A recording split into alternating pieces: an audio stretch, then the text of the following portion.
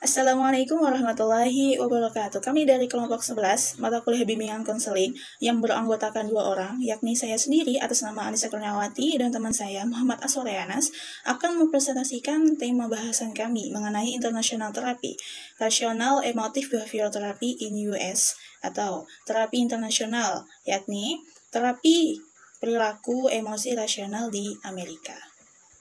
Adapun topik diskusi kami terbagi menjadi 4 subbab. Yang pertama, Introduction, A Brief History of Guidance Counseling in the United States and REBT Theory, originator by Albert Ellis, yaitu sejarah singkat bimbingan konseling di Amerika dan teori REBT yang dicetus oleh Albert Ellis. Kemudian tema yang kedua, yakni Key Concept, yakni The Concept of Personality in REBT Theory, atau konsep personality yang ada pada teori REBT.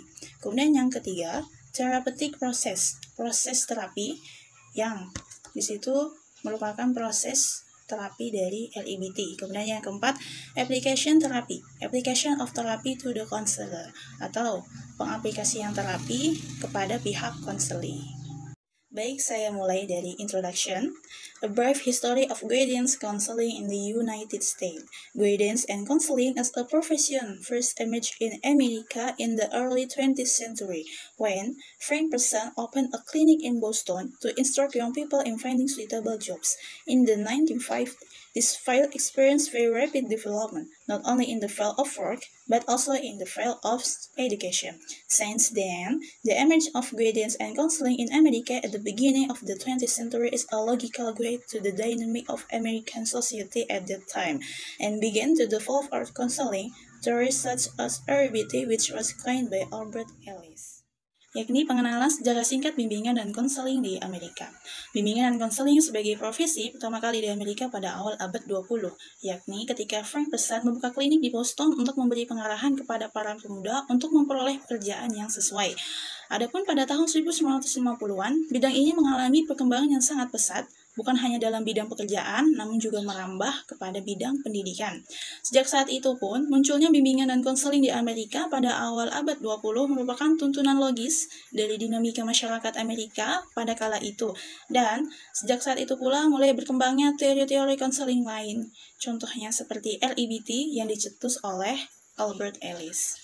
Maka dari sini dapat kita ketahui bahwa bimbingan dan konseling pertama kali dikenalkan oleh Frank Person ketika ia membuka klinik yang mana tujuan awalnya sebagai penyuluhan atau pengarahan kepada para remaja untuk mendapatkan pekerjaan yang sesuai dengan minat atau bakat mereka di Amerika. Yang ternyata bidang ini memiliki banyak peminat, tidak hanya dalam bidang pekerjaan namun juga merambah ke kancah pendidikan. Dari sini kemudian muncullah teori-teori bimbingan konseling lainnya, baik teori-teori yang berbicara mengenai aspek kognisi, terus behavioristik, ataupun penggabungan keduanya yang ada pada dalam diri manusia. Salah satunya yakni teori perilaku emosi rasional yang dicetuskan oleh Albert Ellis, yang selanjutnya akan menjadi pembahasan kita sampai selesai. Maka selanjutnya yakni Introduction, REBT Theory and its Originator by Albert Ellis. Albert Ellis was born in Pittsburgh, September 27, 1913. He was the originator of the foremost theories in the United States and even in the international world, which was coined by him in 1955, known as the theory of rational emotive behavioral therapy. This theory originated when Ellis observed that clients developed increase more rapidly after changing the way they thought about themselves and their own problems. From then on, in 1955, Albert Ellis developed a psychotherapy approach called rational therapy and now better known as Rational Emotional Behavioral Therapy or REBT. Selanjutnya pengenalan kita yakni mengenai teori REBT dan pencetusnya Albert Ellis. Albert Ellis lahir di Pittsburgh tanggal 27 September tahun 1913. Dia menjadi seorang pencetus salah satu teori terkemuka di Amerika Serikat bahkan di dunia internasional yang dicetuskan olehnya pada tahun 1955 yang dikenal dengan teori Rational Emotive Behavioral Therapy atau terapi perilaku emosi rasional. Teori ini bermula saat Ellis mengamati bahwa perkembangan klien meningkat ketika mereka lebih mengubah cara berpikir tentang diri mereka dan masalah mereka sendiri. Dari sinilah pada tahun 1955, Albert Ellis mengembangkan sebuah pendekatan psikoterapi yang disebut dengan terapi rasional dan yang sekarang lebih dikenal dengan terapi perilaku emosi rasional atau disingkat sebagai REBT. Teori REBT yang dicetuskan oleh Albert Ellis ini menjadi salah satu teori yang paling banyak diterapkan oleh para konselor di dunia. Di mana teori ini menyatakan bahwa manusia memiliki kecenderungan dua potensi, yakni potensi berpikir, merasakan, dan bertindak secara rasional maupun irasional yang akan saya jelaskan lebih lanjut pada pembahasan key concept. Selanjutnya yakni key concept. The REBT perception state that humans are born to potential, namely rational or self-constructive and irrational or self-defeating, which means that humans have the freedom to express themselves through thinking, feelings, emotion, and doing action simultaneously. Diartikan bahwa persepsi REBT menyatakan manusia memiliki dua potensi, yakni potensi rasional dan potensi irasional. Yang artinya manusia memiliki kebebasan untuk mengekspresikan dirinya, melalui berpikir, merasakan emosi, juga bertindak secara bersamaan. Dari sini dapat kita pahami bahwa manusia memiliki dua kecenderungan yang ada dalam dirinya, yakni kecenderungan untuk melakukan atau berpikir, merasakan emosinya secara rasional atau secara logis ya. Di mana dengan hal ini membimbing juga membantu dirinya untuk berpikir secara matang dan tidak tergesa-gesa. Adapun dari sisi irasional, manusia cenderung menyakiti dirinya sendiri ketika apa yang ia harapkan tidak tercapai sebagaimana mestinya. Ia akan menjadi seseorang yang seolah-olah telah kehilangan segalanya sebab ia tidak mencapai apa yang ia inginkan. Maka dari sinilah Albert Ellis menyatakan dalam konsep teori REBT bahwa manusia terbagi menjadi 3 kepribadian, di mana hal itu berhubungan dalam diri setiap manusia, dalam menjalankan kehidupannya, dan dalam menyelesaikan permasalahan. Berikut 3 konsep kepribadian yang terdapat dalam konsep REBT, yakni the concept of personality in REBT theory. Number 1, REBT emphasizes the biological aspect of personality that affect growth both individually and socially.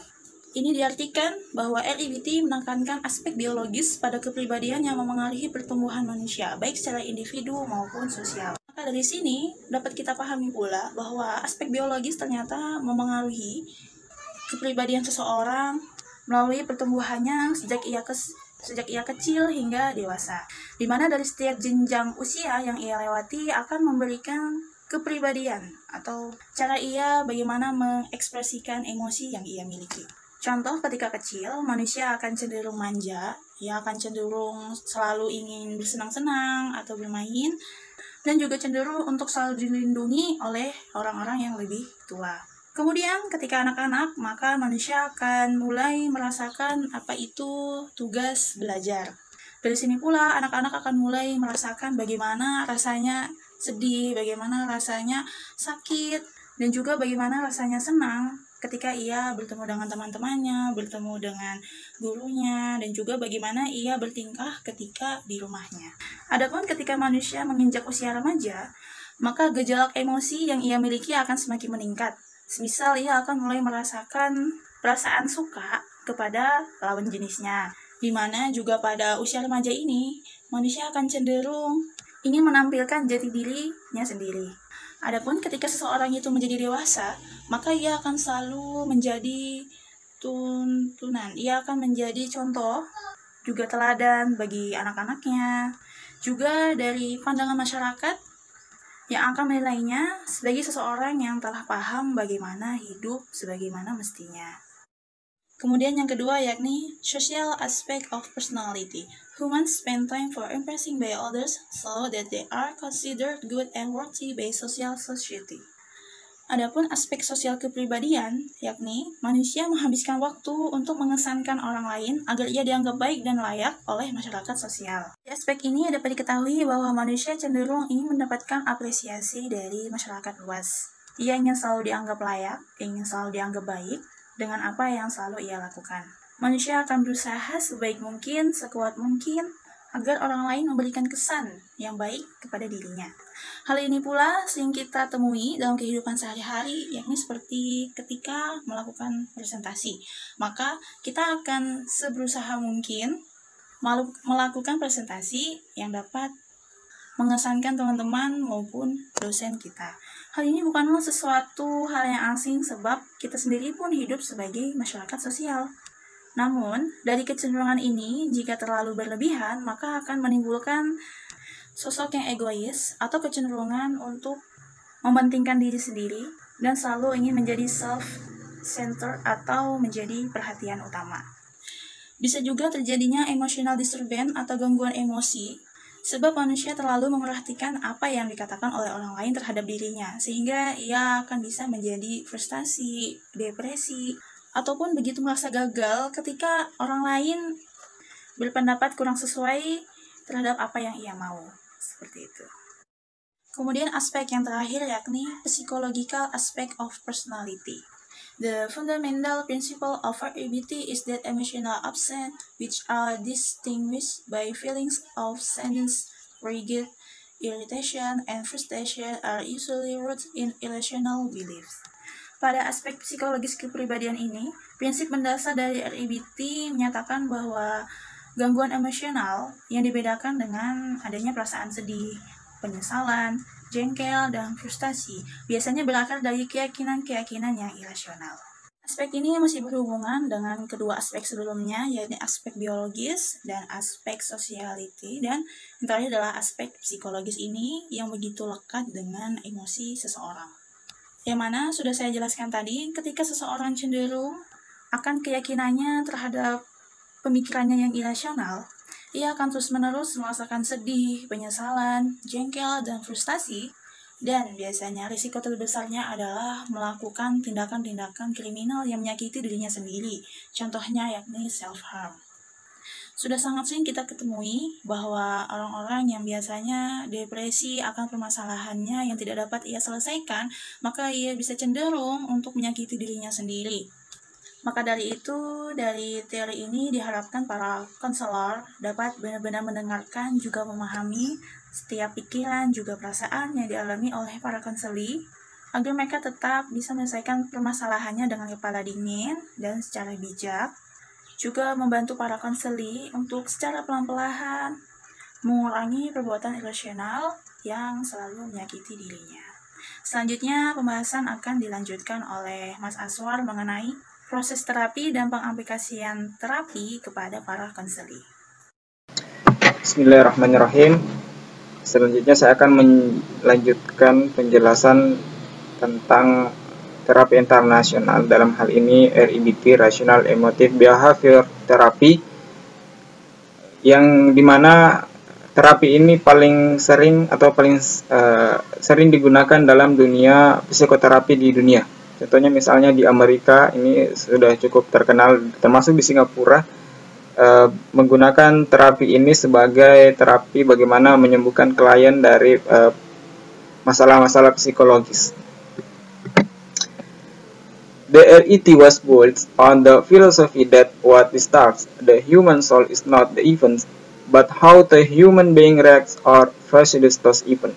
Jadi RET atau REBT ini dibangun berdasarkan filosofi bahwa apa yang mengganggu jiwa manusia itu bukanlah dari peristiwa-peristiwa. Misalnya seseorang ada yang takut terhadap ketinggian. Ini kan merupakan suatu peristiwa. Yang membuat seseorang mengganggu jiwa manusia bukan peristiwa ketinggian tersebut, melainkan bagaimana manusia itu bereaksi atau berprasangka terhadap ketinggian tersebut. Mungkin bisa saja prasangka mereka buruk terhadap ketinggian. Ternyata nyatanya ketinggian itu bisa diatasi. Kemudian the REBT does not focus on past events, but rather on current event and how they react to them. Nah, jadi REBT tidak memusatkan perhatian kepada peristiwa-peristiwa masa lalu, tetapi lebih kepada peristiwa yang terjadi saat ini dan bagaimana reaksi terhadap peristiwa tersebut. Nah, gitu. Jadi REBT ini tidak memusatkan perhatiannya kepada peristiwa-peristiwa apa yang telah terjadi pada masa lalu, melainkan bagaimana dia fokus terhadap peristiwa yang terjadi saat ini sebagai reaksi dari peristiwa tersebut. Nah,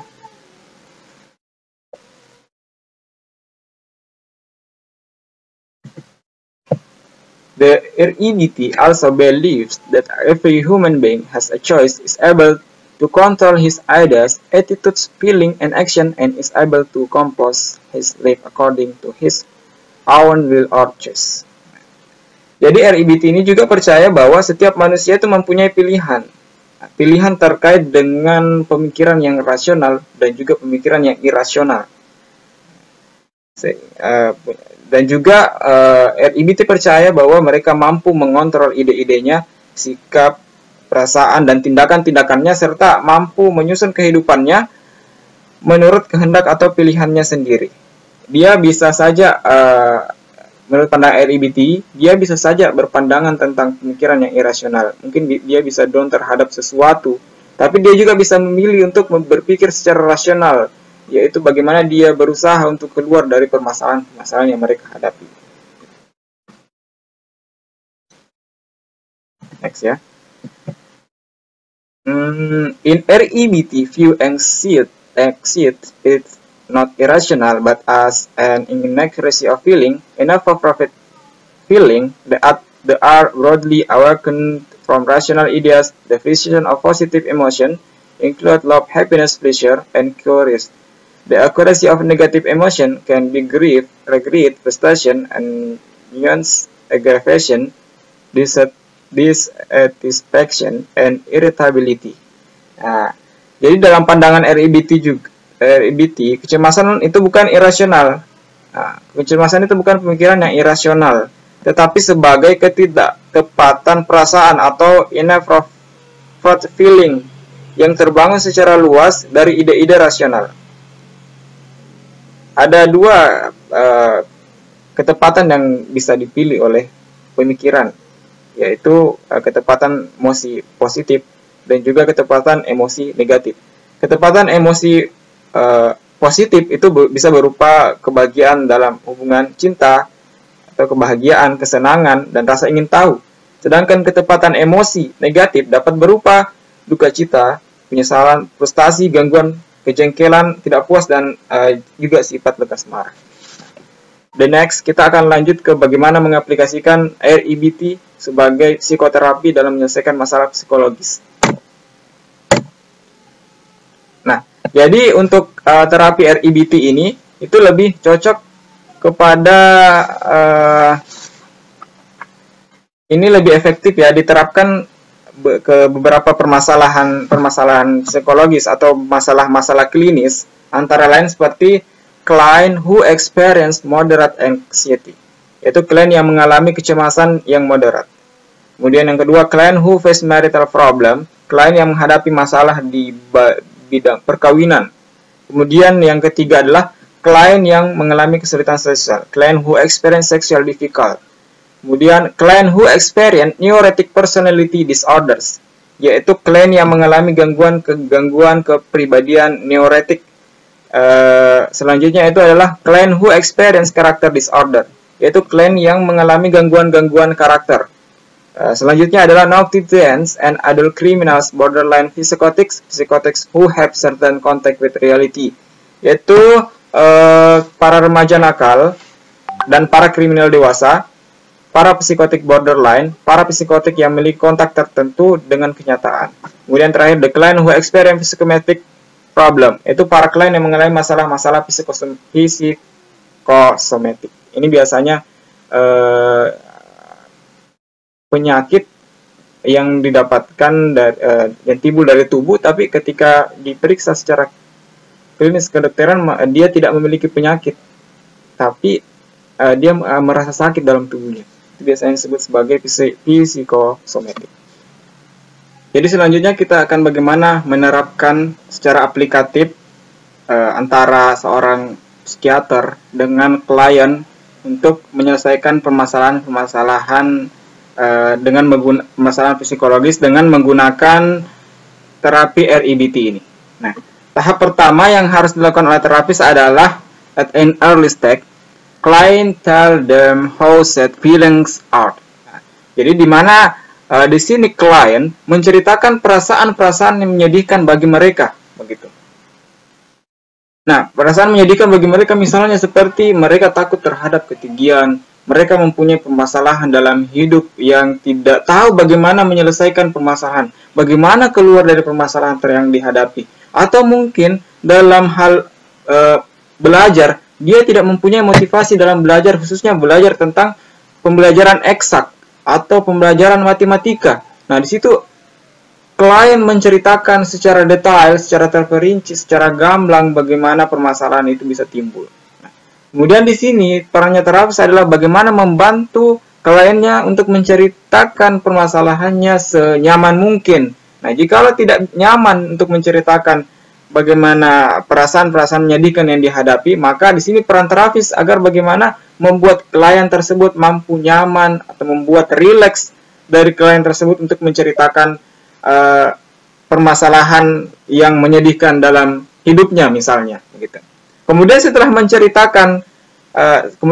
klien menceritakan permasalahan yang sudah dihadapi, kemudian kita pada tahap kedua, yaitu bagaimana then the therapist discovered what happened, accusing, activating even A, and helps the client see his rational and irrational belief associated with A. Nah, jadi di sini kemudian terapis menemukan kejadian apa yang menyebabkan activating even A, yaitu berupa peristiwa-peristiwa, dan membantu klien melihat keyakinan-keyakinan yang rasional dan yang irasional yang terkait dengan A. Nah, pemikiran-pemikiran yang jadi di sini terapis ya atau psikiater menemukan apa yang menjadi pemikiran yang irasional dari kliennya dan juga apa yang menjadi pemikiran yang rasional dari kliennya. Pemikiran irasional misalnya dalam hal kesulitan belajar, motivasi, tidak mempunyai motivasi dalam belajar. Ya, mungkin bisa saja dalam pemikiran irasionalnya karena dia itu tidak ada keinginan untuk bagaimana belajar secara terus-menerus ya, atau punya rasa malas untuk melakukan pembelajaran, atau bisa dipengaruhi dengan pemikiran yang irasional lainnya. Dia tidak yakin bahwa dia akan sukses dalam pembelajaran tersebut. Dia tidak mempunyai keyakinan bahwa dia tidak mampu lulus sesuai dengan apa yang diinginkan. Nah, itu adalah pemikiran yang irasional. Sedangkan pemikiran rasional adalah dia mempunyai pemikiran bahwa saya yakin dan pasti bisa lulus untuk mengikuti kelas tersebut dan saya bisa mendapatkan predikat yang baik dalam pembelajaran yang saya hadapi. Nah, itu adalah pemikiran yang rasional. Nah, jadi sini setelah menemukan pemikiran rasional dan irasional, ya, kemudian pada tahap akhir yaitu bagaimana seorang terapis, ya, bagaimana seorang terapis itu mengajarkan kepada klien untuk menentang keyakinan-keyakinan yang irasional tersebut dan sering sepakat ya, melakukan kesepakatan agar dan melakukan penugasan untuk melakukan pertentangan-pertentangan terhadap pemikiran yang irasional tersebut. Nah, jadi terapis mengajarkan kepada klien bahwa kamu harus menentang pemikiran yang irasional tersebut dan beralih kepada pemikiran rasional. Kamu sebelumnya berpikiran bahwa tidak sanggup untuk mengikuti pembelajaran tersebut, tidak mampu menjadi juara dalam kelas tersebut, kamu memberikan sebagai seorang terapis memberikan penugasan kepada klien agar memberikan keyakinan bahwa kamu bisa menghadapi segala rintangan tersebut, kamu bisa menjadi yang terbaik dalam kelas tersebut. Nah, seperti itu. Nah, selanjutnya untuk bagaimana secara jelas penerapan dari aplikasi REBT ini akan dilanjutkan dalam video secara aplikatif dalam video yang berada di link yang berbeda. Terima kasih. Semoga apa yang kami sampaikan dapat bermanfaat dan bagaimana terapi ini bisa juga diterapkan misalnya di dalam dunia pendidikan ataupun bagaimana menyelesaikan permasalahan-permasalahan psikologis anak atau psikologis yang dihadapi oleh teman atau siapapun. Terima kasih. Assalamualaikum warahmatullahi wabarakatuh.